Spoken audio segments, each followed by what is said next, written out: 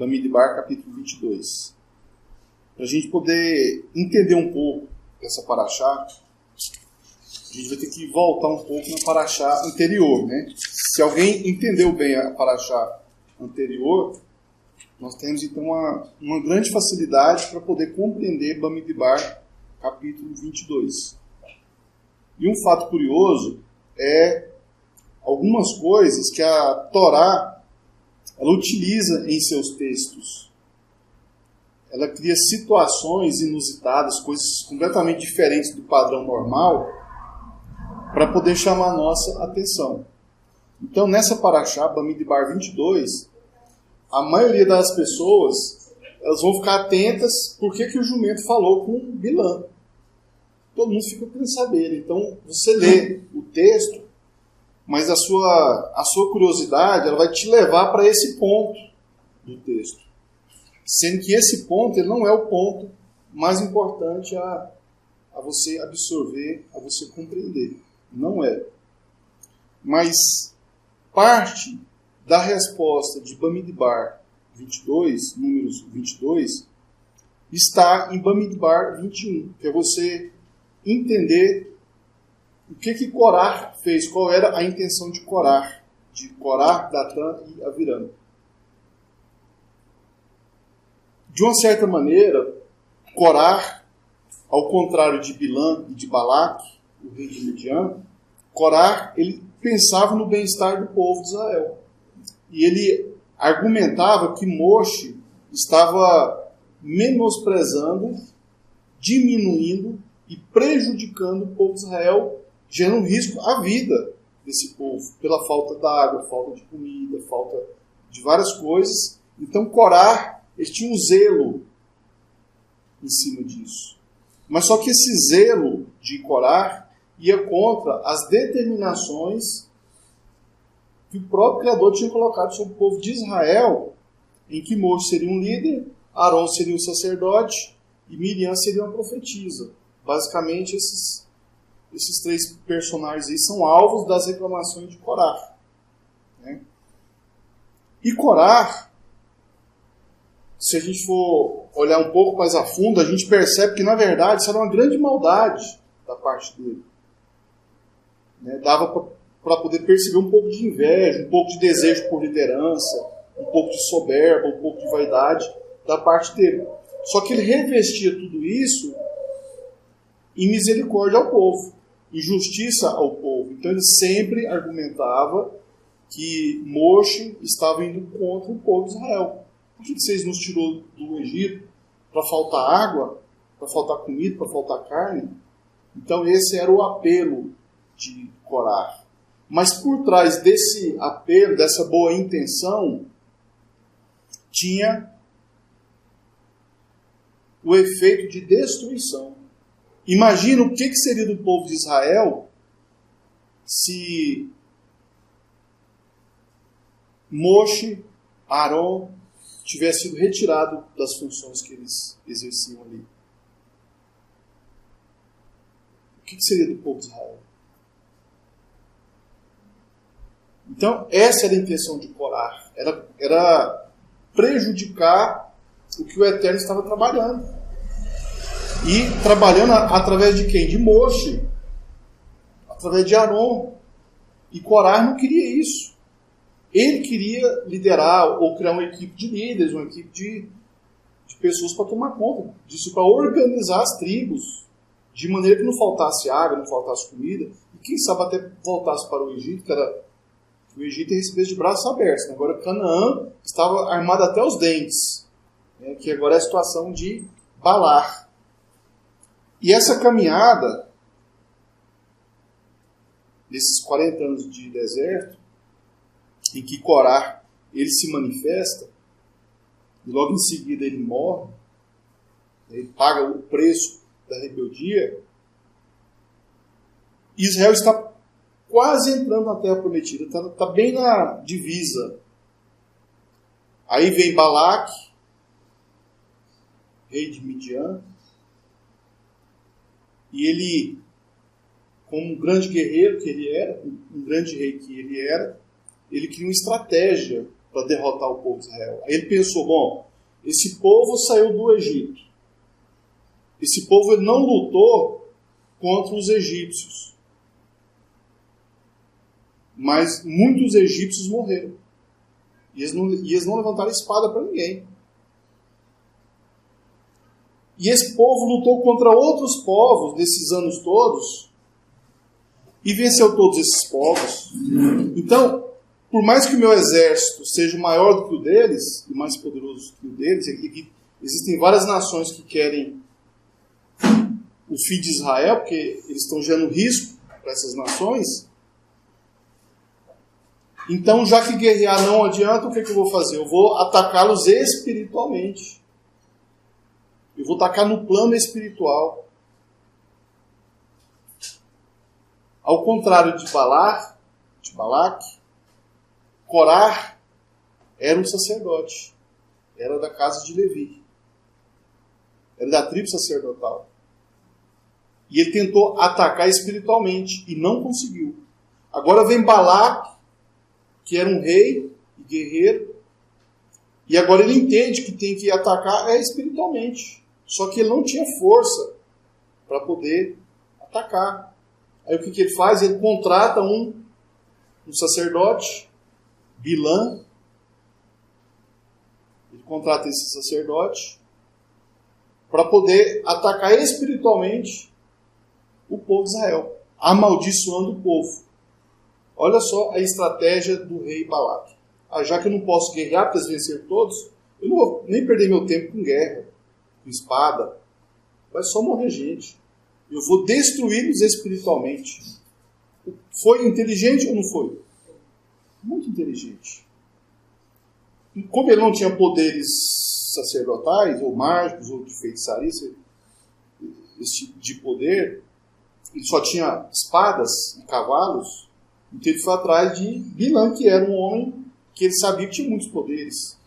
E poderes relacionados ao Elohim de Abraão, o Elohim de Isaac e o Elohim de Jacó. Não eram outros os ídolos das nações que Bilã tinha poderes. Era com o Elohim de Israel. E ele sabia disso. E a partir daí ele começa a gerar um plano para poder destruir o povo de Israel. Na nossa vida, no nosso dia a dia, muitas coisas negativas que ocorrem, e até as coisas positivas, às vezes quando elas não acontecem dentro de ações físicas, dentro de atos físicos, elas vêm por ações espirituais. Mas o rei Balaque, ele nem se preocupou em ir atrás dos ídolos das nações, para esses ídolos, ou os que ele cultuava, lá no reino dele, para atacar o povo de Israel. Ele falou, esses aqui não adianta nada. Porque o tanto de povo que esse povo já matou, até o Egito, com aquele tanto de ídolo, eles conseguiram vencer, e nós? Será que nós conseguiremos vencer esse povo? Então vamos atrás de um que serve o mesmo que eles servem. De repente a gente consegue uma vitória. Então ele vai atrás de Bilã. E Bilã nega essa ajuda o tempo todo. Porque ele tinha conhecimento. Ele tinha relacionamento, entre aspas, com o Criador. Ele sabia como que funcionava. E nós sabemos como que o Criador funciona, como que Ele é, como lidar com Ele, como servi-lo. Porque o poderio de Bilã, em relação a isso, é porque Bilã, ele sabia como agir de maneira tal que ele atraísse o Rua do Eterno sobre ele. Ao ponto de ele ter, entre aspas, o poder de abençoar o povo de Israel pelo conhecimento que ele tinha. Então a grande chave, o grande segredo de Bilã não era poderes sobrenaturais, era o conhecimento. Ele queria atacar o povo, né? Era o conhecimento. E esse conhecimento que Bilã tinha mostrava como que ele deveria agir. Como por exemplo, bom, esse Elohim de Abraão, de Isaac e de Jacó, ele falou lá atrás que esse povo que ele só ia abençoar. E todos aqueles que amaldiçoam esse povo será amaldiçoado. Agora, eu vou amaldiçoar esse povo tendo esse conhecimento? Não vou fazer isso. O conhecimento estava a favor de Bilã. Ele usava o conhecimento. Só que do outro lado das tendas, onde estava o povo de Israel, também tinha um que tinha conhecimento, chamado Moshe. Só que você percebe que Moshe aqui, você nem escuta falar de Moshe nessa paraxá. A conversa aqui é uma conversa de Bilã, Balaque e o jumento. Moshe, nada. Mas a arma que Bilã tinha era o conhecimento. É por isso que nós temos aquela frase, né? Conhecereis a verdade vos libertará. O povo morre por falta de quê? Se o povo tivesse falta de conhecimento ali com Moshe, como Corá desejava, será que esse povo não estaria morto? O povo de Israel? Por terem o conhecimento que eles tinham, por ter o estilo de vida que eles tinham, o conhecimento deles os libertou. Os mantiveram vivos. E Bilã sabia disso. Só que Bilã, ele não tinha aquela necessidade de uma vida kadosh, de uma vida elevada, de uma vida tão pura, igual um israelita que tem conhecimento necessita ter. Bilã tinha as suas culturas, a sua tradição, a sua maneira de ver o mundo. Embora ele tinha esse tipo de relacionamento com o Eterno, essa proximidade com o Eterno. Tanto é que o Eterno fala com ele. Numa noite o Eterno vai lá e conversa com ele. Você não vai amaldiçoar esse povo, não. E o rei lá, ele vai te mandar, mas você não vai. O homem não tinha contato com o Criador? Tinha. E o que isso nos ensina? O que isso nos traz? O que isso nos mostra a seguir, a imitar? Que nós necessitamos de, através do conhecimento, nós temos um relacionamento com o Criador. Isso é tão fácil que se um pagão, se um idólatra, se um estrangeiro, ele conseguia, por que nós não conseguimos? Nós somos circuncidados, usamos tzitzit, comemos kasher, fazemos as festas, né? Mentira para nós é algo terrível, adultério, assassinato, roubar, furtar. A gente faz tudo isso, nós não temos um relacionamento com o Criador. Por que não se aproxima?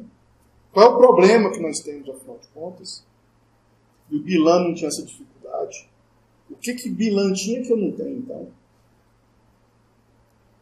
Baruch Hashem? Até aqui todos entenderam? Alguém tem alguma pergunta a fazer? Hoje ninguém vai pagar multa. A gente pode passar para frente? Baruch Hashem? Então, aqui na folha, na primeira página, está escrito assim, ó. Corá desejou o cajado. Ele queria ser rei. Corá não queria a Arca da Aliança. Corá não queria a Torá. Moshe, sendo um rei, agia como um sacerdote. Moshe, tendo um cajado, usava a Arca da Aliança. Porque no governo de Moshe, sempre que ele tinha que tomar alguma decisão, ele ia lá na porta da tenda, a tenda do encontro, aí ele invocava o nome do Criador, fazia os ritos, e aí o Eterno falava com ele. Ou seja, ele sendo um rei, quem que ele buscava? A arca. O Aron Kodesh, a Arca da Aliança. Balaque, sendo rei, precisava do sacerdote Bilã. Bilã, sendo sacerdote, não podia realizar as vontades do rei. Sendo sacerdote, conhecedor do Criador, viu? De Abraão, de Isaac e de Jacó. Então, Bilã, sendo sacerdote, nesse aspecto, ele não podia realizar as vontades do rei.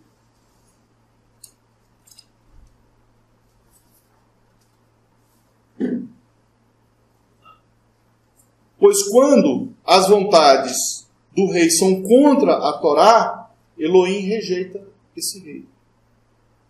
Então o rei, ele deve aprender sobre os decretos da Torá.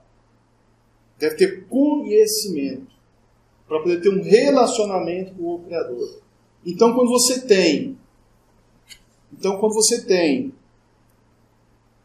um conhecimento da Torá, você vai ter um relacionamento com o Criador através da Torá. Através desse conhecimento. Baruch Hashem.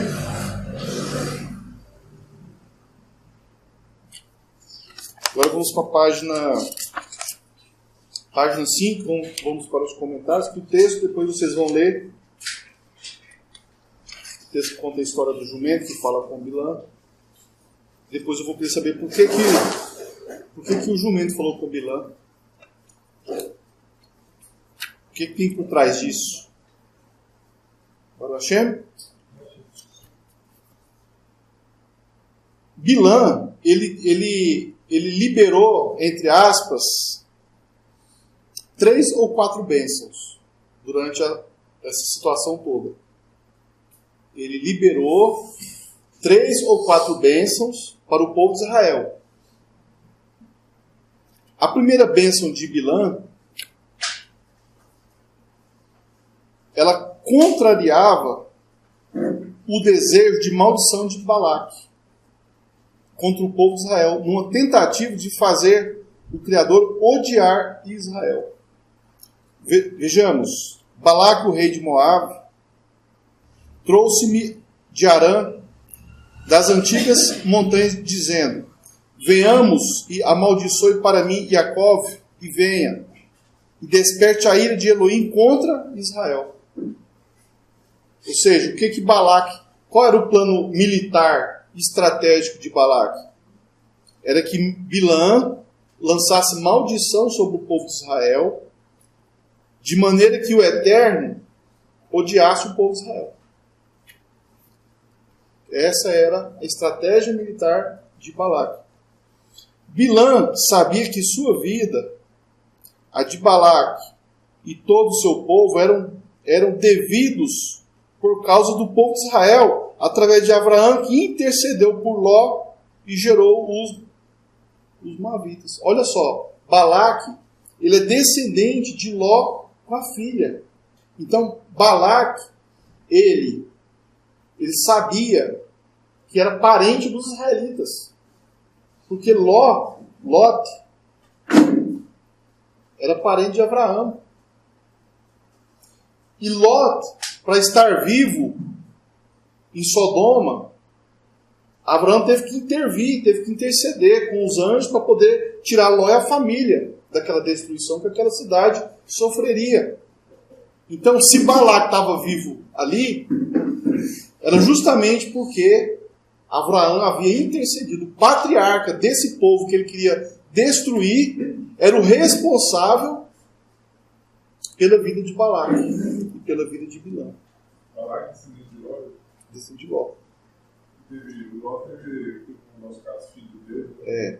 Então ele estava tentando destruir o povo que tinha, o povo descendente do homem que salvou eles. Olha a ingratidão, olha a maldade. O povo que o Eterno falou assim: se você abençoar esse povo, vocês serão abençoados. Se você amaldiçoar esse povo, você será amaldiçoado. E sabe que Balaque não sabia disso? Sabia. Esse conhecimento, essas histórias, isso aí todo mundo sabia disso. Baruch Hashem. Balaque e os Moabitas só existem por causa das antigas montanhas. Onde foi que Lot foi se esconder com as filhas? Nas montanhas. Os patriarcas dessa nação eram chamados de montanhas. Um Moabita é um descendente de Lot. Se não fosse por seu patriarca Abraão, Ló não teria sido resgatado da destruição de Sodoma. Olha quem é Balaque. Olha a situação que Balaque está criando contra quem salvou ele. Foi neste exato local que o patriarca Jacó ficou com seu patriarca Labã. Antes da chegada de Jacó, Labã não tinha filhos, que passaram a nascer por causa dos méritos de Jacó. Bilã sabia que Elohim guardava esse povo, mas Balaque ignorava. Bilã sabia da promessa de Elohim feita a Abraão, principalmente no que se refere à maldição. Os que te amaldiçoarem, eu os amaldiçoarei. Desse modo, amaldiçoar Israel é se amaldiçoar. Quando Balaque enviou a mensagem contra os israelitas, Bilã entende aquela mensagem da seguinte forma. Olha só, quando Balaque manda os mensageiros conversar com Bilã para chamá-la para amaldiçoar o povo, olha o que Bilã pensa. O que ele lembra? A fala do rei. Venha, amaldiçoe para mim Jacó, ou seja, as 12 tribos. Mas na verdade isso significa, venha, amaldiçoe-me tentando amaldiçoar Jacó. Porque era isso que aconteceu. Venha e amaldiçoe a mim.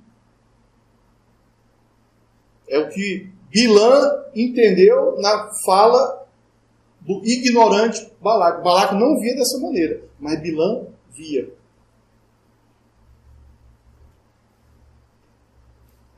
Bilã sabia que atacar Israel pelo lado mais externo seria como tentar derrubar uma árvore arrancando apenas as flores. Mas se alcançasse as raízes, a árvore morreria. Bilã passou a investigar na tentativa de achar uma acusação para alguma impureza deste povo, para finalmente apresentar a Elohim e, através dessa culpa, amaldiçoar Israel e finalmente destruí-los. Bom, Balaque poderia falar assim, esse povo é um povo ingrato, um povo que só briga entre si, um puxando o tapete do outro. Olha lá, o Corá, o Datã e o Avirão, olha o que eles fizeram. Mas só que todas essas pessoas más, elas morreram. Não tinha mais como falar delas ali. Eu tinha pagado o preço. Então essa acusação, Balaque não tinha contra o povo, nem Bilã tinha contra o povo de Israel. Porque todos aqueles que se levantaram contra Moshe, morreram. Baruch Hashem.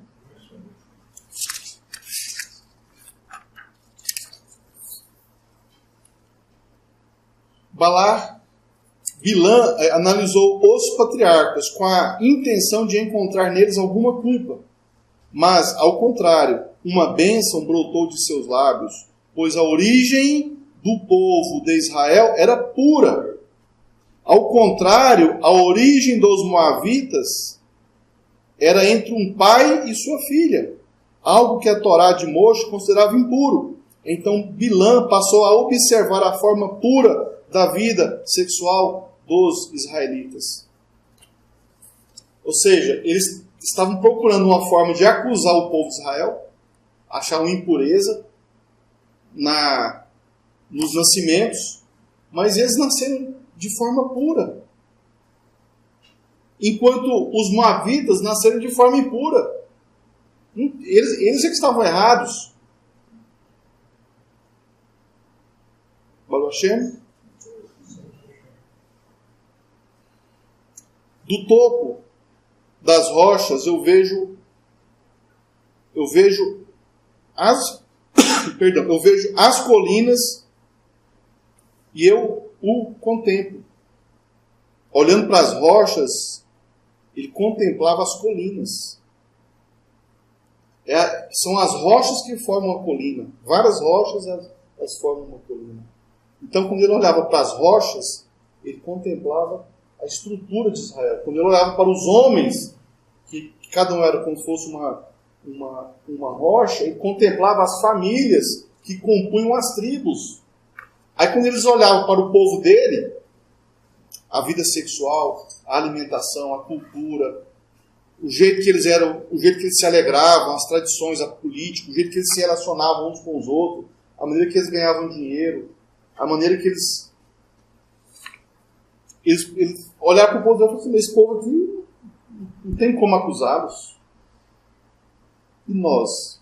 A gente está mais parecido com os moavitas ou os israelitas? Como é que está o nosso coração? Como é que está a nossa mente, a nossa mentalidade? Como é que está o nosso conhecimento? Como é que está as nossas práticas? Mais moavitas ou mais israelitas? Baruch Hashem.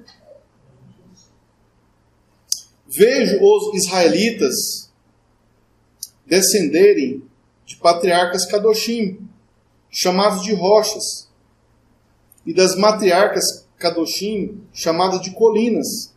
Da mesma maneira que as rochas no mundo físico sustentam as colinas, os patriarcas são a fundação espiritual do mundo humano.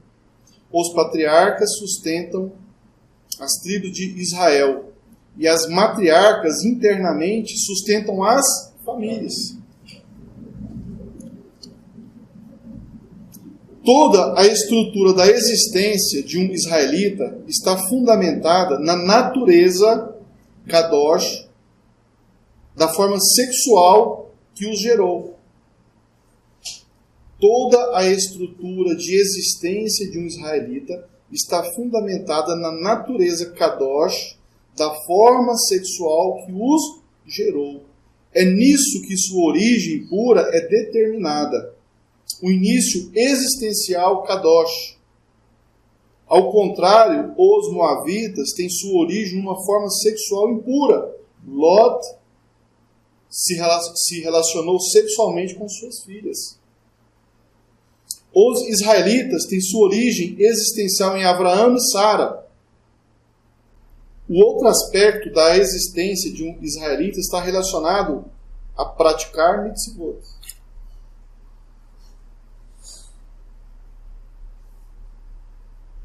Quem pode contar o pó, a descendência de Jacó? Quem pode contar o número de mitzvot que um israelita realiza desde a hora em que nasce até a hora em que retorna ao pó? Então esses dois aspectos são aspectos que blindavam o povo de Israel contra as maldições de Bilã. A maneira pela qual as pessoas eram concebidas ao mundo, a vida sexual kadosh dos patriarcas com as suas esposas,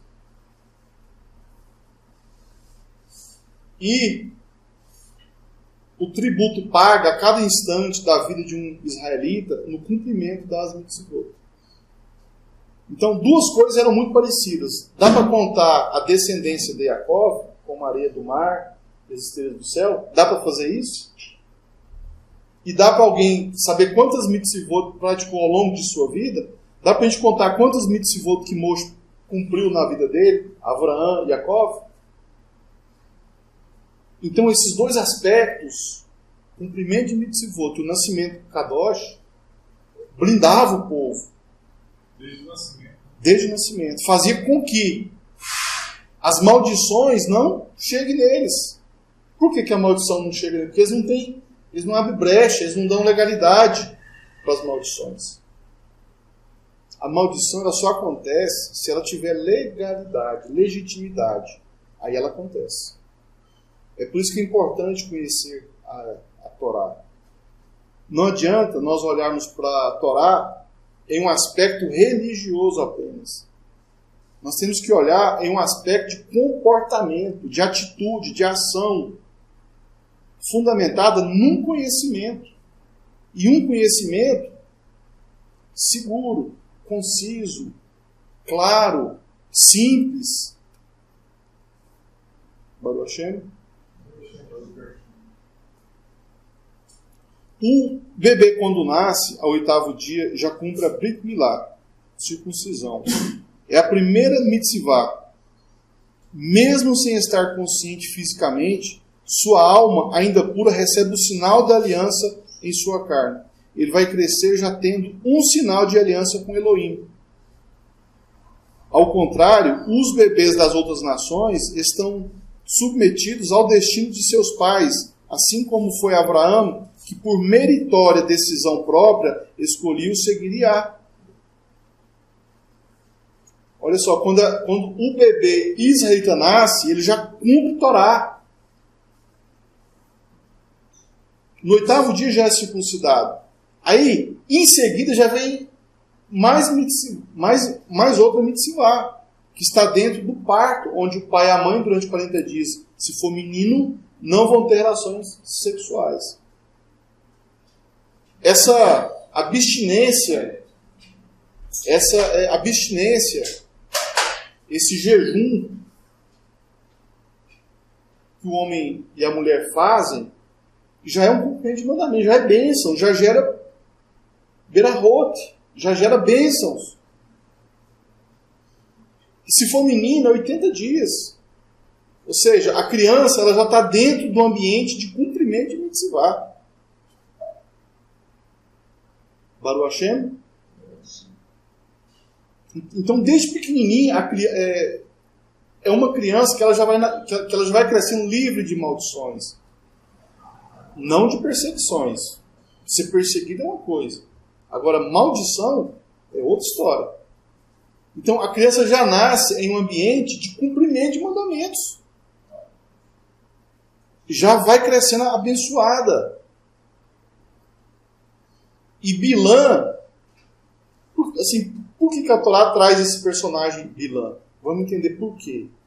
É uma pergunta que a gente faz. Por que Bilã tinha tantos poderes vindo do Criador, vindo do Eterno? Porque Bilã, aqui, ele representa o mais alto nível de poderes de um sacerdote estrangeiro.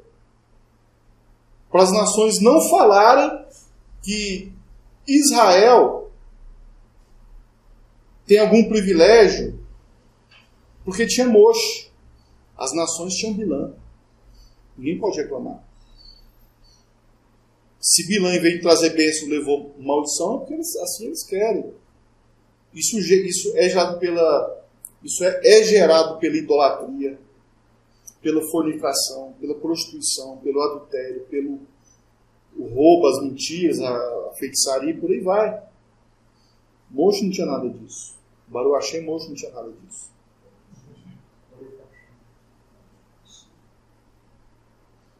Então, Bilã, ele era incapaz de ter qualquer motivo que ele pudesse amaldiçoar o povo. Porque até os bebezinhos, até as criancinhas, já eram blindadas contra maldições.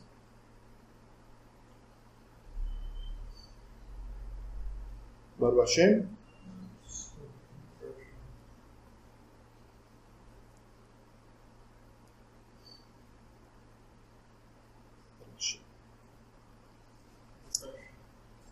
O bebê, quando nasce, ao 8º dia já cumpre o Brit Milá. A primeira mitzvah, mesmo sem estar consciente fisicamente, sua alma, ainda pura, recebe o sinal da aliança em sua carne. Ele vai crescer já tendo um sinal de aliança com Elohim. Ao contrário, os bebês das outras nações estão submetidos ao destino de seus pais, assim como foi Abraão, que por meritória decisão própria, ele mesmo escolheu seguir Iá. Ou seja, aí muitas pessoas poderiam falar o seguinte: mas aí vocês já nasceram numa casa de família israelita, já são circuncidados, já cumprem mandamento desde pequeno, as festas, guardam o Shabat, etc. Mas Abraão, ele não começou assim. Ele praticamente começou com 45 anos de idade, viveu 45 anos num ambiente de idolatria. A maioria de nós viemos do cristianismo, do espiritismo, de outras religiões. Fizemos a circuncisão já homens feitos, já adultos. Estamos voltando para a Torá. Estamos começando um processo de blindagem contra maldições. nós chamamos de techuvá, né? Retornar. Então, a gente percebe que o trabalho de Bilã não foi eficaz, porque nós estamos voltando. Abraão voltou e nós estamos repetindo o ato de Abraão. Nós estamos voltando para a Torá. Baruch Hashem.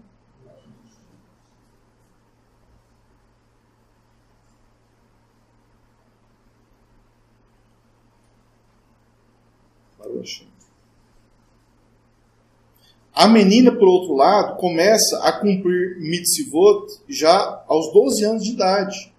Porém, a sua mãe fica 80 dias impura cumprindo a mitzvah da separação para alcançar a purificação. Como observamos, tudo isso tem ligação inicial com o modelo de vida sexual kadoshim do povo de Israel. A gente percebe que várias mitzvot, várias situações, elas fazem parte da vida sexual do povo de Israel. E Bilã estava de olho. Bilã estava de olho. Ele estava caçando uma brecha para ele poder lançar algum tipo de maldição. De olho na vida sexual do povo de Israel. Quantos Bilã não estão soltos aí no mundo hoje, prejudicando a vida sexual do povo? Quantas ideias de sexo, de vida sexual, de liberdade sexual, de prostituição, de adultério existem aí fora no mundo? Milhares. Para quê? Para corromper o homem e a mulher no seu desejo, no seu íntimo. Amaldiçoar mais. Trabalho de Bilã. Isso é um trabalho de Bilã. E Bilã ele é tão poderoso que ele é comparado com Moshe. Aliás, quando Moshe sai do Egito, ele foge para onde? Itro era de onde? Era sacerdote de onde? Midian. Aí Moshe sai de Midian e vai para o Egito libertar o povo. Agora sai Bilã de Midian para tentar amaldiçoar o povo. Um saiu de Midian para abençoar, que é Moshe. O outro sai de Midian para tentar amaldiçoar. Porque o sogro de Moshe conhecia, sabe? Não, porque o sogro de Moshe ali. Conhecimento. Mas ali tinha vários conhecedores do Eterno. Muitos. Não era só esses dois. A Torá fala desses dois, mas com certeza tinha muitos. O povo era bem informado aqui nesse aspecto. É porque a maldade, a ambição, ela fala mais alto do que muita coisa em algumas pessoas. A gente normalmente tem sempre a figura de pessoas boas no caso dos jumentos, né? Hoje, Machia, até porque o jumento remete à humanidade. Sim. E o que seria Bilã? Bilã, ele tinha um certo conhecimento do Eterno. Ele não andava de jumento à toa. Ele sabia o que ele estava fazendo. Bilã, de alguma maneira, ele tinha alguns traços de um homem justo. E de um homem que temia ao Criador. Porque ele é convidado por Balaque para amaldiçoar o povo de Israel. Mas quando o Eterno falava com ele, ele não teimava. Ele foi mais fiel ao Eterno do que Corá. Corá foi muito mais rebelde do que Bilã. Muito mais. Então, Bilã, ele sabia o que ele estava fazendo. Ele tinha noção do que ele estava fazendo. Agora, sabe que Corá tinha noção do que estava fazendo? E olha só, Corá, um homem justo, um homem elevado, um homem que carregava os objetos do tabernáculo, da família de Levi. Então, se você comparar Bilã com Corá, você fica assim, mas como é que o cara pode ser daquele jeito? Sabia o que estava fazendo. E a questão, por que a Torá traz esses assuntos? É porque você, nós temos que nos analisar dentro disso. O quanto eu sou parecido com Corá, o quanto eu sou parecido com Bilã, o quanto eu sou parecido com Moshe, o quanto eu sou parecido com Balaque, quando eu tenho que filtrar, eu tenho que tentar usar isso como forma de medida da minha pessoa.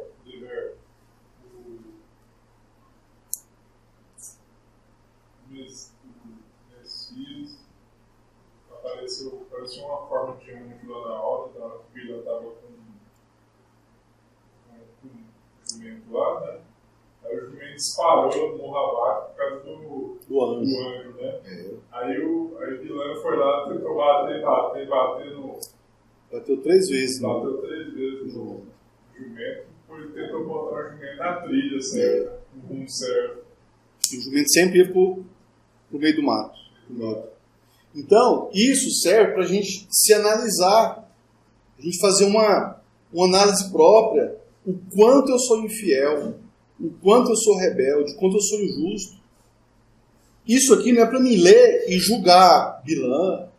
Que cara sem vergonha esse Bilã, né? Que sacerdotezinho safado esse, hein? Ambicioso. Não, o safadinho sou eu. É eu que sou o safadinho, não é ele não.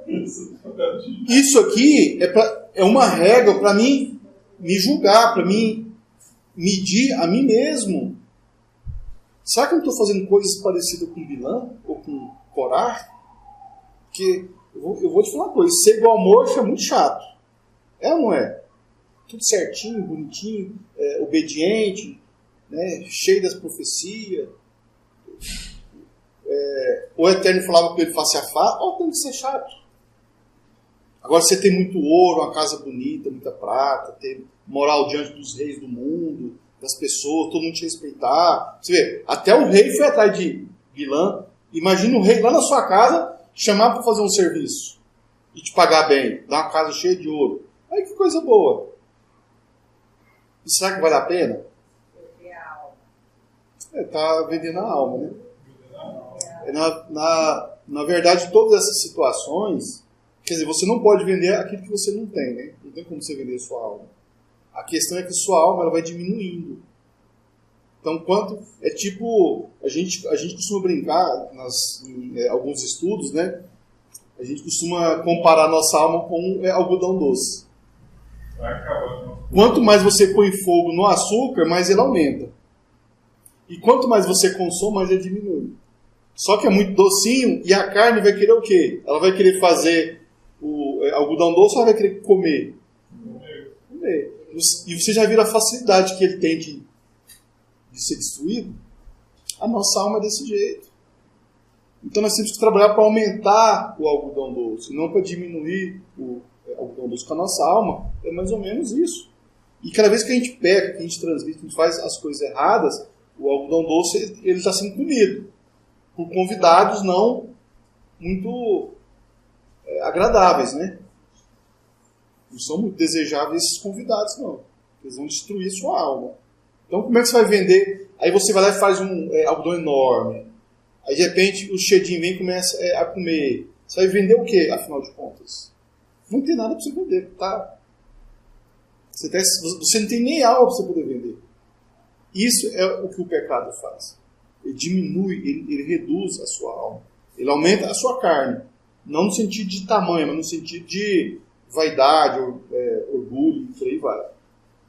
Mas o Hashem? Então, são esses dois aspectos que Bilã passa a investigar, no que diferencia o povo de Israel aos demais povos. A vida sexual kadosh, mitzvot cumpridos ao longo da vida. A vida sexual kadosh e mitzvot cumpridos ao longo da vida. Você já parou para pensar assim, você chega assim no final da tarde, o sol está se pondo, você senta ali um pouquinho, é bom, né? Você teve aquela coisa, aí de repente você vai contemplar o sol descendo e você vai se relaxando, se desacelerando do seu dia de trabalho, e você fala assim, de manhã eu cumpri esse mitzvot, depois do almoço eu cumpri aquele outro, depois eu cumpri aquele outro, depois o outro. Hoje foi um dia bom. Hoje foi um dia bom. Aí muitos falam assim, mas como assim cumprir mitzvot? Como assim? Se não teve nada para me fazer, não veio ninguém para me ajudar, para me dar um dinheiro, dar uma comida, dar uma roupa, para me pedir perdão, para perdoar. Não veio nada disso para mim. Aí a gente cumpre outros mitzvot. Quando você tem, irmão, quando você não tem mitzvot nenhum para cumprir, aí você arruma mitzvot para você poder cumprir. Abençoa a água que você toma, abençoa a comida que você come, abençoa a roupa que você veste. Agradece ao Eterno pelo sol, pela chuva. Então, quando você começa a bendizer o nome do Eterno nas coisas que você vai utilizar, já que você não tem ninguém para matar fome, para dar roupa, etc., e você começa a fazer essas coisas, você está preenchendo aquele espaço do seu dia cumprindo o mitzvot. Aí você pode chegar no final da tarde e falar assim, ó, eu cumpri o mitzvot. Mesmo que não tivesse nada para mim fazer. Porque geralmente a gente quer que apareça alguma coisa para a gente poder cumprir algum tipo de mandamento. Não é assim que a gente fica esperando? Aí não aparece nada, chegou no final e você não cumpriu o mitzvot, perdeu o seu dia. É um dia que você ganhou o seu salário, ganhou, sei lá, passou o seu dia aí, é mais dia de vida que você teve, que agora já não vai ter mais, só que você não encheu o seu cofrinho celestial. O seu cofrinho celestial você não encheu. Você, às vezes, encheu o bolso no seu dia de trabalho. Às vezes você conseguiu passar o dia bem, se sentindo bem, se alimentando bem. Mas o seu cofrinho celestial, você não pôs uma moedinha sequer. Nem meio shekel. Então, quando você não tem mitzvot para cumprir, o que você vai fazer? Você vai cumprir outros mitzvot. Agradecer ao Eterno, fazer a bênção da água, lavar as mãos e fazer uma bênção que é uma tradição. Você não tem nada para você fazer, vai cumprir esses mandamentos. Agradecer ao Eterno o tempo todo, para mim, é mitzvah. É mitzvah. Agradecer pelas coisas que me acontecem é mitzvah. Agradecer pela minha existência é mitzvah. Afinal de contas, alguns milhões de espermas tentaram tá no meu lugar e não estavam. É eu que estou. Temos ou não temos que agradecer? Temos que agradecer. Então é importante você chegar no seu final de dia e você vai fazer a sua contabilidade da sua poupança do Olam Rabá, do mundo vindouro, e você fala assim, eu pus umas moedinhas lá para a minha poupança, para a minha vida eterna. Isso ainda cria uma atmosfera mental saudável. Muito saudável. Muito saudável. Muito saudável. Muito. Fora que o Xedim vai olhar para você e dizer, não vou mexer não, porque isso aí é casca grossa.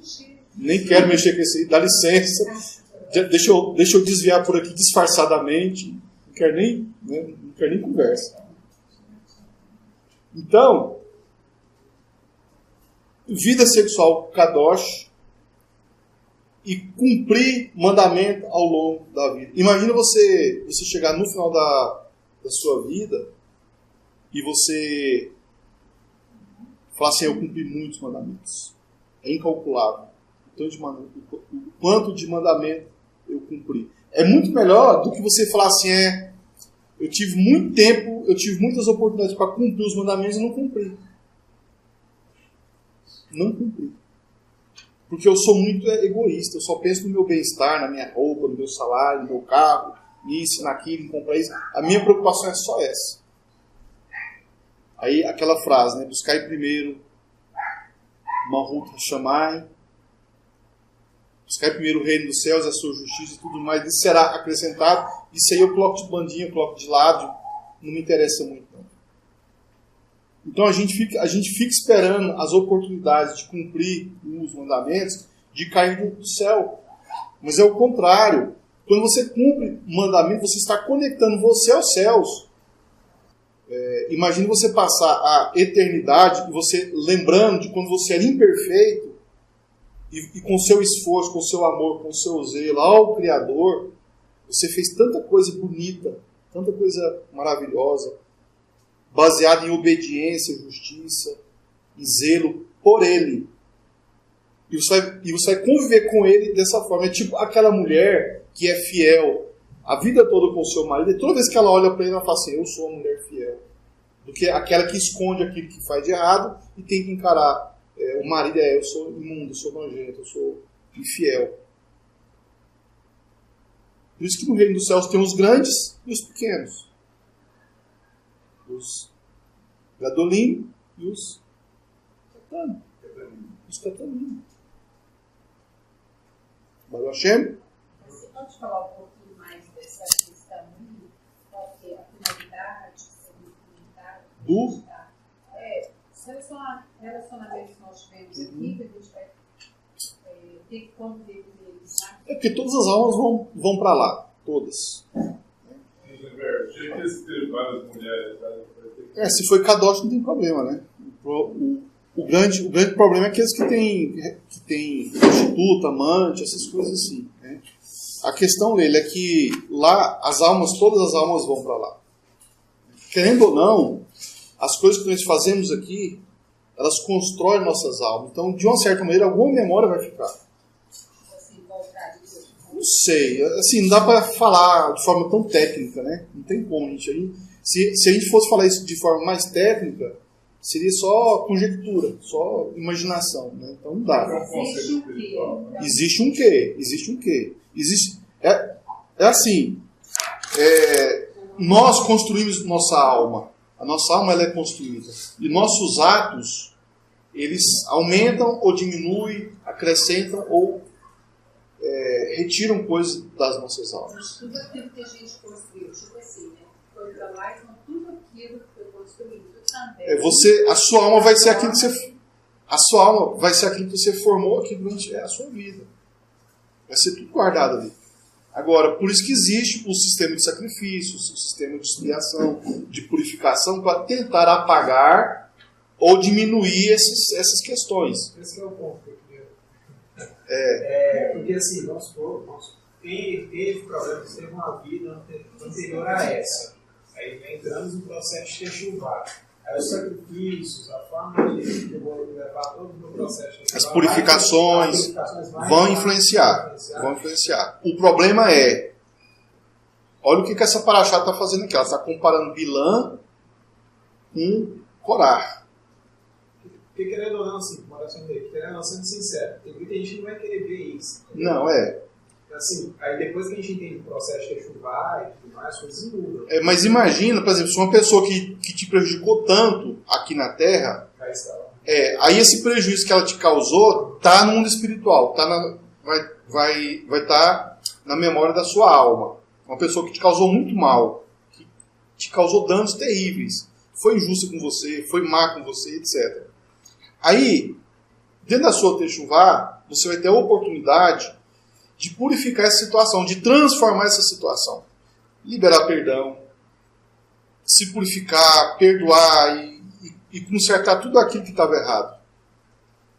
Bom, então essa última situação, ela é a situação que vai permanecer. Porque a outra situação anterior, a do pecado, a do maltrato, a do trauma, ela foi apagada. Ela foi substituída pelo perdão, pelo acerto, pelo conserto. Então, por isso que a techuvá é tão importante. Mas o problema é, será que nós temos a capacidade de primeiro analisar o mal que nós fizemos às outras pessoas? A gente consegue mensurar a profundidade, o peso, a real situação disso, e a gente consertar isso. Se você for para o Olam Rabá com tudo isso acertado, consertado, resolvido, transformado, lá vai ser uma maravilha. Mas e se você for carregando tudo isso com você? Só para a gente ter uma ideia, né, que o Mashiach falou, nosso grande rabino falou, ele disse, se você estiver indo levar uma oferta, e no caminho você lembrar que tem uma contenda entre você e o irmão, antes que vá para o juízo, para os juízes, volte lá no seu irmão, guarde a sua oferta, procure o seu irmão e tenta acertar com ele, tenta consertar isso. Se porventura ele não quiser te perdoar, ou você perdoa ele, sei lá, de acordo com a contenda, chame 2 testemunhas ou mais, e você vai lá e o seu lado está pronto, está ok. Está apagado. Modificou. O registro espiritual disso, para você não existe mais, mas para o outro lado vai continuar. Você já fez a sua parte. Então, por isso que é importante a gente, em uma techuvá, eu não querer só passar brilho em mim e eu ficar bonito, olha como é que eu estou, olha o tanto que eu melhorei. Né? Porque todo mundo quer isso, olha o tanto que eu melhorei, olha o tanto que eu estou feliz, olha o tanto que eu estou prosperando. Mas será que isso são sinais de techuvá? São, mas não são os primordiais, os mais profundos. Os mais profundos são aqueles que você vai utilizar no mundo vindouro. Se você prosperar aqui, você vai levar carro, casa, fazenda, ouro. Você não vai. Então, esses sinais são sinais de techuvá. A prosperidade é algo que o Eterno colocou sobre a gente. Que todo mundo que é próspero. Às vezes não está sabendo tirar proveito disso.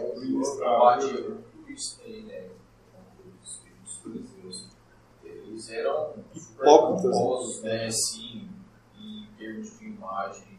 Mas a imagem de Deus que era primordial. Não, eles não tinham. Então, a techuvá, ela tem que ser vista com mais profundidade. Com mais profundidade.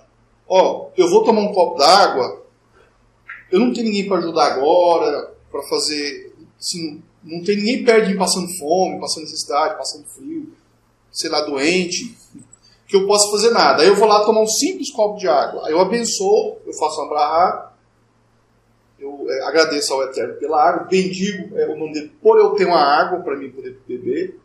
Bom, eu não tinha nada para fazer, nenhuma mitzvah para mim cumprir, eu vou e faço isso. Isso é como uma mitzvah. Isso está sendo depositado aonde? Lá, porque quando você ajuda uma pessoa que está passando fome, dá roupa para quem está com frio, dá um dinheiro para quem precisa, você está cumprindo o mandamento e o Eterno se agrada disso.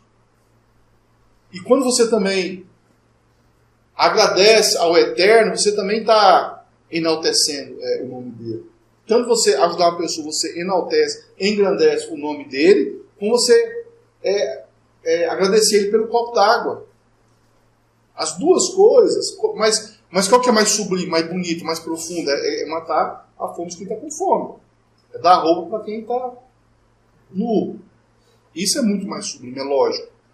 E agora sim, eu vou me trancar em casa e vou passar o dia todinho fazendo brahá pelas coisas que eu vou usar. A água é um brahá, a maçã é outra brahá, a banana é outra brahá, o pão, o vinho, o suco, cada um é um brahá. Porque assim, se eu for sair, vai ter alguém que vai estar com fome, eu vou ter que dar de comida para essa pessoa, eu vou estar perdendo, então eu não vou sair, eu vou ficar em casa. Também não adiantou as minhas brahot nenhuma. Não adiantou. Porque tudo tem que ser feito de coração, tem que ser feito com sinceridade e com justiça. Porque se eu tomo uma água sem justiça, eu sei de uma pessoa que está com sede, mas eu não ajudo ela, eu não vou lá levar água para ela, eu já agi com justiça. A água que eu vou tomar é justo? Adiantou nada. Então é muito melindroso, as coisas são mais profundas do que aquilo que a gente pensa. É igual essa questão de Balaque. Balaque não enxergava que a existência dele ali era pela bênção de Abraão. Cadê o senso de gratidão? Nenhum, zero. E nós? Quantas coisas que nós fazemos também, que nós deveríamos ter o senso de gratidão a várias pessoas, por conta de várias situações, e muitas vezes nós não temos. E quando nós fazemos isso é um rito de injustiça. Eu estou diminuindo o algodão doce. Diminuindo. Baruch Hashem? Quem pode amaldiçoar uma nação cujo povo dedicam suas vidas a cumprir os desejos ou mandamentos de Yah. Aí você pega e muda. Quem pode me amaldiçoar, eu que dedico minha vida a cumprir os desejos e mandamentos de Yah, quem pode? Se Yah é contigo, quem será contra ti?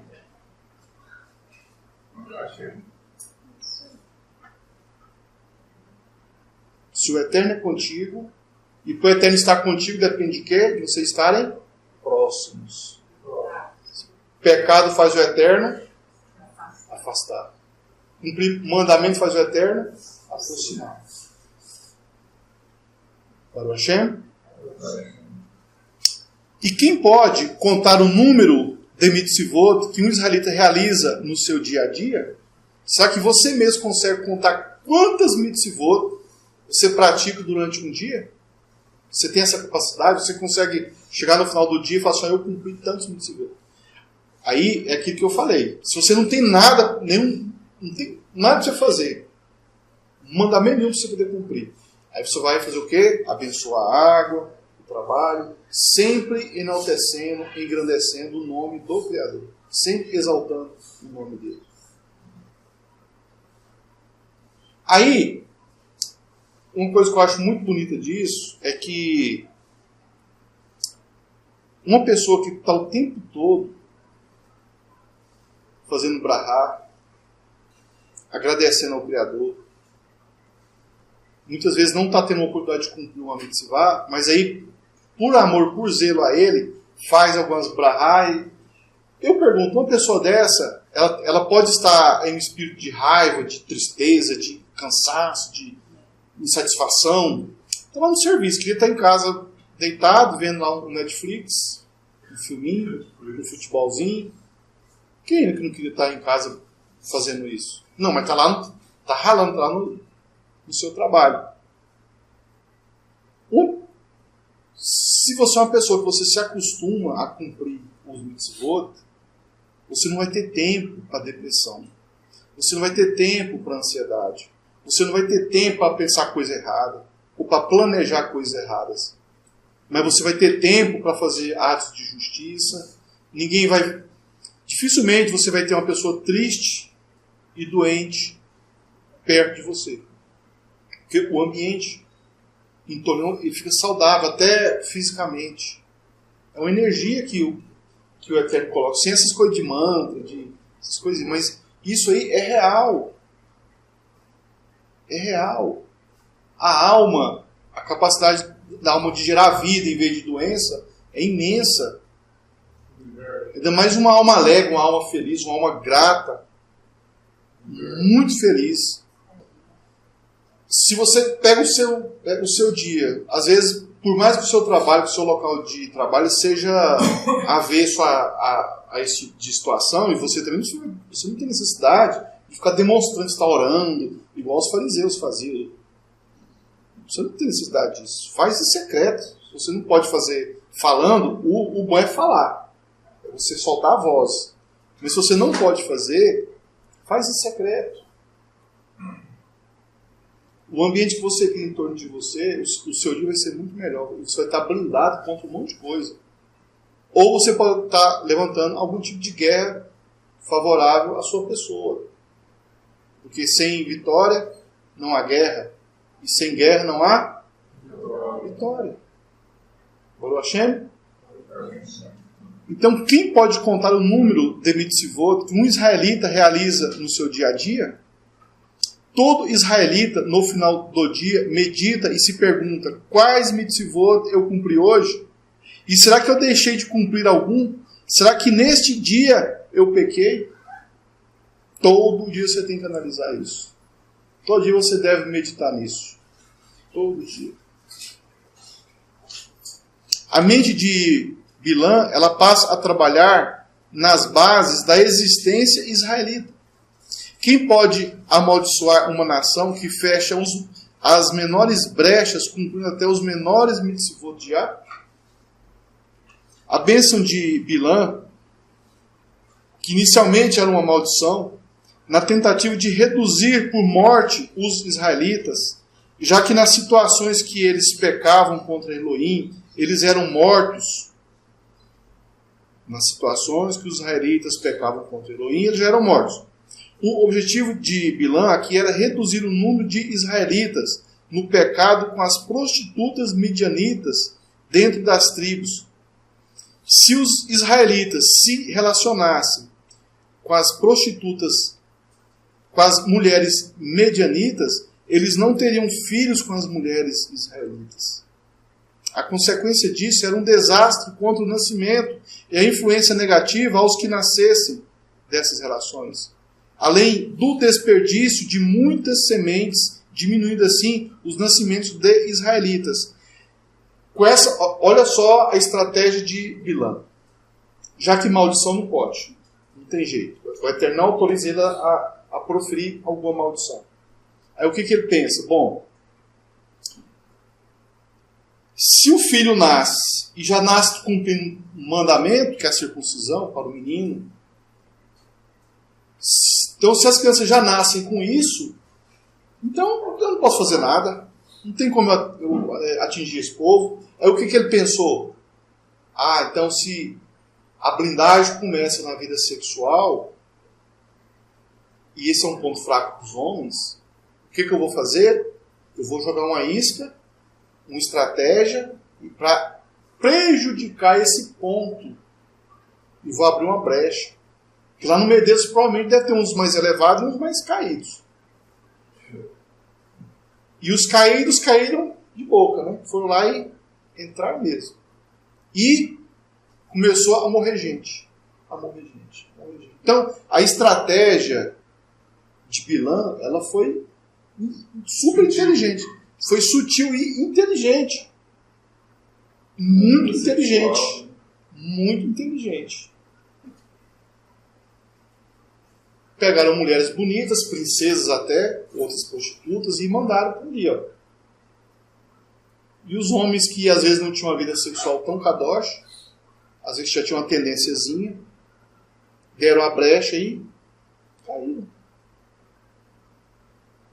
Então, o mal, quando ele tenta de um jeito e não consegue, você pode ter certeza, ele vai te tentar de outro jeito, de outra maneira. Se você estiver preparado ou preparada, vigilante, e você fugir da aparência do mal, porque nós não fugimos do mal. Você foge da aparência do mal. Se parece que é mal, você nem mexe, você nem vai, você nem chega perto. Você já sai fora. Só de ter aparência de mal. Você não vai esperar descobrir que é mal. Você não espera. Você não vai chegar nesse ponto.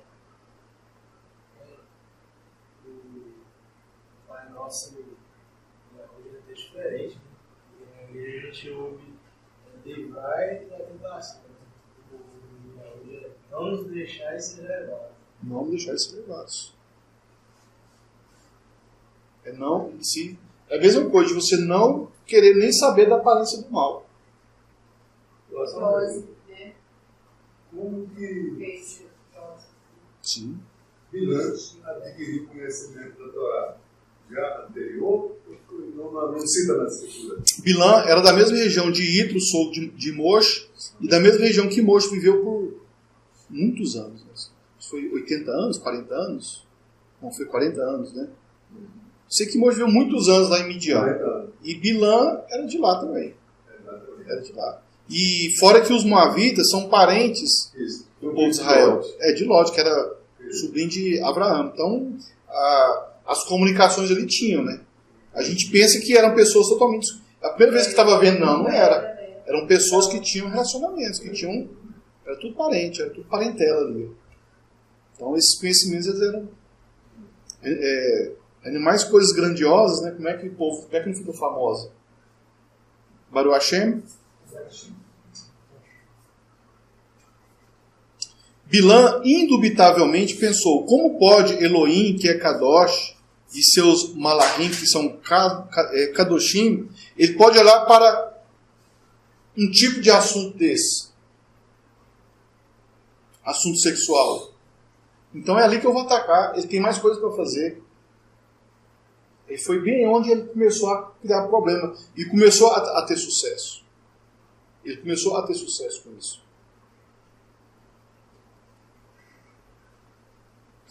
E Bilã, tendo a certeza da verdade, se rendeu aos fatos e disse: que eu morra a morte dos justos e que meu fim seja como o deles.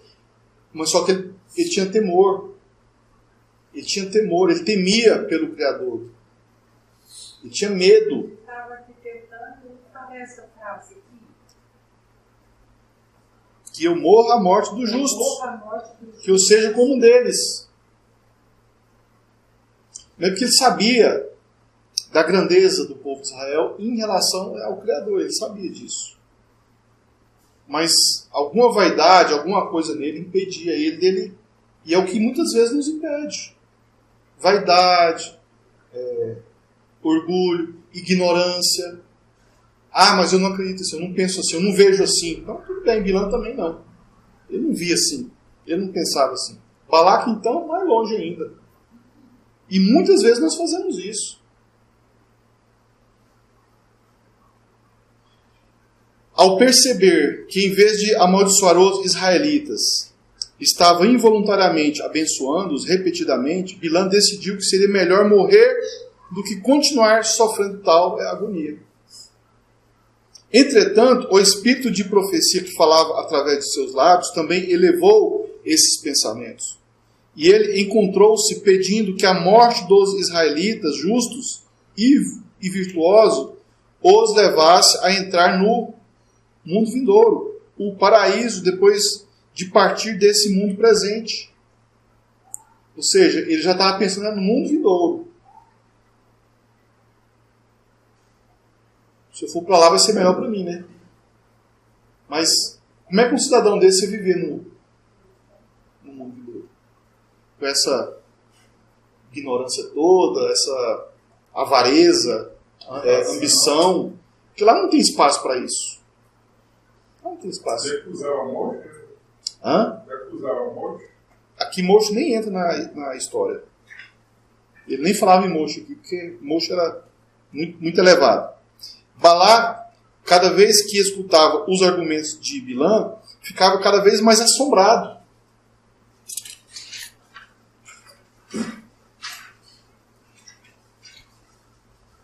O que você fez comigo? Censurou.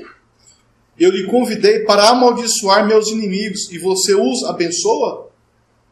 Não posso fazer nada a esse respeito, replicou Bilã, pois sou forçado a falar o que Elohim coloca em minha boca. Quando os príncipes de Moabe ouviram essas palavras, perceberam que Bilã não conseguiria amaldiçoar os israelitas. E a maioria foi embora, apenas alguns permaneceram com Balaque, na vã esperança de que Bilã ainda tivesse algum êxito, uma estratégia diferente.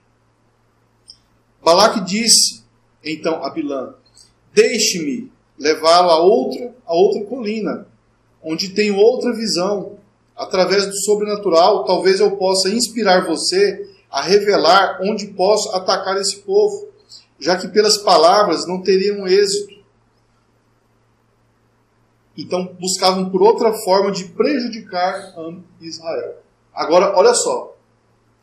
A posição que Balaque se coloca. Ele pede para Bilã acompanhar para outra colina, onde ele próprio, Balaque, de alguma maneira tinha algum poder sobrenatural naquela montanha. Ou seja, deixa eu dar uma forcinha espiritual para você, já que você não está conseguindo, eu vou pegar um pouquinho da minha força, porque até aqui eu não queria usar dos meus poderes secretos para poder, né? Eu não queria me comprometer, mas já que você não dá conta, eu vou ter que entrar no meio. Eu vou me comprometer. De uma certa maneira, olhando por um lado assim um lado mais místico, a gente percebe que os poderes malignos, de alguma maneira, eles se aliam, mesmo que eles sejam inimigos, mesmo que eles sejam competidores. Mas às vezes para destruir alguma pessoa kadosh, alguma pessoa que serve ao Criador, mesmo que eles sejam inimigos, eles vão se unir para gerar uma força, para tentar ter uma força maior que a pessoa que eles querem destruir, que é kadosh. Que sabe que ali tem um poder muito grande, que é o eterno. E pela ignorância, mesmo sabendo que nenhum poder é maior do que o poder do Eterno, ainda assim, pela maldade, eles tentam. Eles tentam fazer isso. E isso gera transtornos. Porque quando eles vêm e a pessoa dá brecha, aí chegam os transtornos. Aí chega o problema contra você. Porque você deu brecha. Em vez de, no horário do almoço, lá você pelo menos falar sobre a da água, da comida, não, não vou poder ir no restaurante mesmo para me cumprir o mandamento de não comer coisa imunda. Vou comer esse aqui que eu já trouxe, pronto. Muitas vezes, um momentozinho que você tira para estar com o Eterno, o Shedinho desiste de mexer com você. Eles desistem. Baruch Hashem? Balaque então levou Bilã à montanha sobre a qual Moshe estava destinado a morrer. Balaque instrui Bilã a observar aqueles que não têm zelo pela Torá. Balaque instrui Bilã a observar aqueles que não têm zelo pela Torá. E o mundo espiritual, ele trabalha exatamente dessa forma. Eles vão observar aqueles que não têm zelo pela Torá. E vão entrar tranquilamente, fazer o que eles têm que fazer, sem muitos contratempos. Para que eles não observassem os justos. Pelos não observantes, talvez conseguissem prejudicar Am Israel. Bilã instruiu Balaque a erguer novamente 7 altares e a sacrificar um touro e um carneiro sobre cada um. Ao ser instruído por Iá para conceder mais bênçãos sobre os israelitas, Bilã não quis encontrar novamente com Balaque. Por que devo voltar e deixá-lo irado? Disse. Contudo, Elohim forçou Bilã a voltar e pronunciar a própria bênção.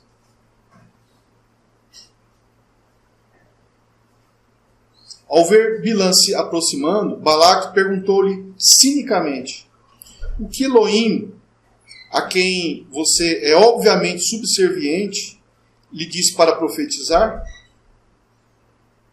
Por conseguinte, Bilã começou o seu discurso censurando Balaque por suas palavras desrespeitosas.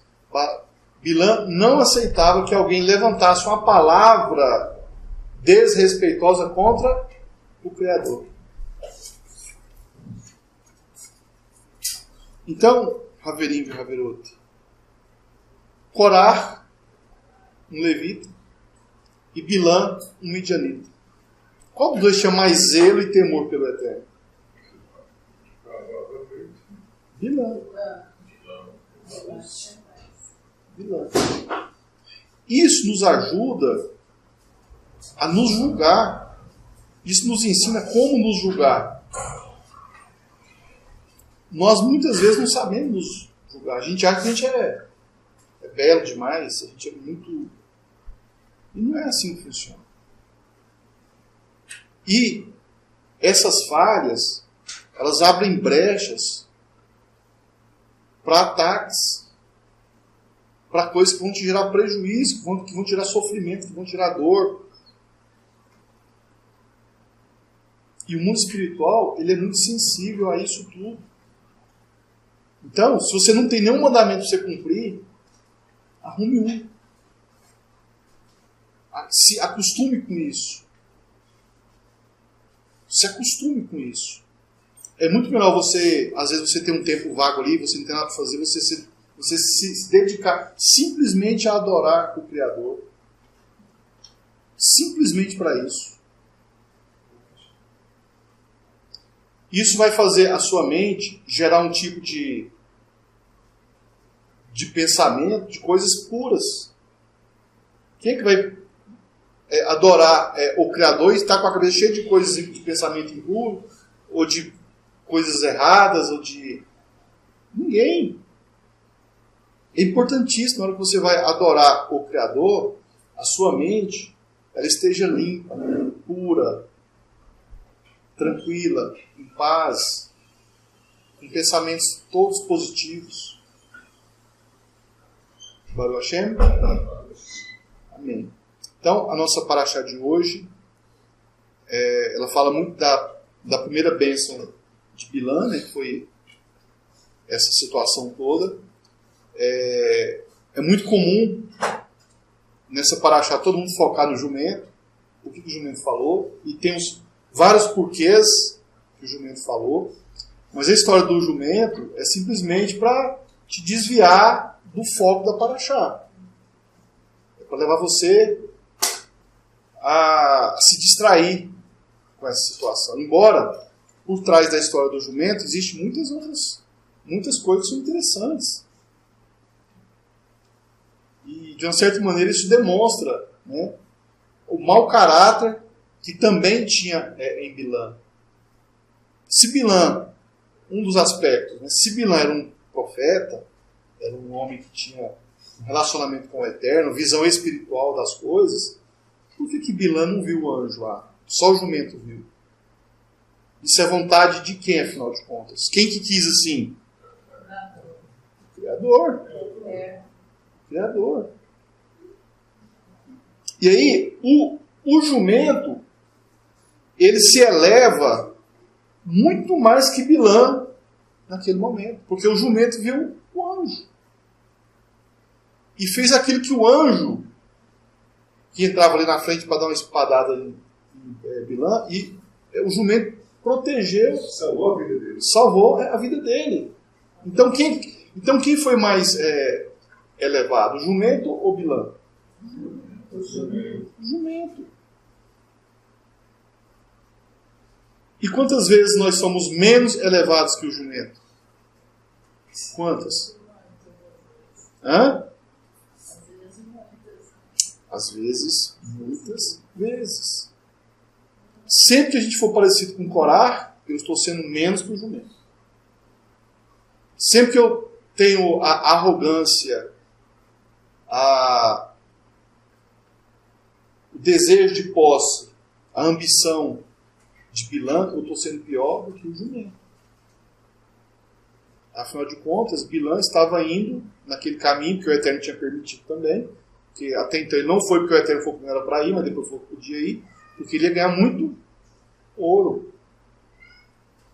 Mas o Bilã, ele tinha os dons do Criador, Conhecimento e experiências. Ele conhecia Moisés, conhecia Ito. Mas ele não tinha uma criança com o Criador. Não tinha, porque de uma certa forma ele descumpria a Torá. Ele não tinha aliança. Ele tinha, porque... Mas assim, uma pessoa dessa, a oportunidade de ter uma aliança é imensa. Não teve porque não quis. Ele cumpriu porque o Criador impôs para ele, né? Mas porque também tinha conhecimento. Ele tinha conhecimento, mas não praticava. Você acha que aquele... Esse conhecimento que ele tinha, se a gente for conjecturar, fazia ele temer, respeitar e defender o Criador. Porque aqui no finalzinho a gente percebe que a hora que Balac começa a ser cínico, opa, contra o Criador você não fala isso não. Não aceito. Aí você pensa, o homem é rei, você vai contra um rei? Eu estou com isso de vida. E mesmo assim ele se arriscou. Aqui não. Contra o Eterno você não vai falar mal dele de jeito nenhum. De forma alguma eu aceito isso. Ou seja, Bilã ele não é qualquer um. Ele não é qualquer um. Da mesma forma que Itro, que era de Midian, não era qualquer um. Isso significa o quê? Que quem vem de Moabe não é qualquer um. O Mashiach vem de onde? Não é qualquer um. Olha a profundidade disso. Davi era descendente de Moabita, uma mulher moabita. Quem vem de Moabe não é qualquer um. Moabe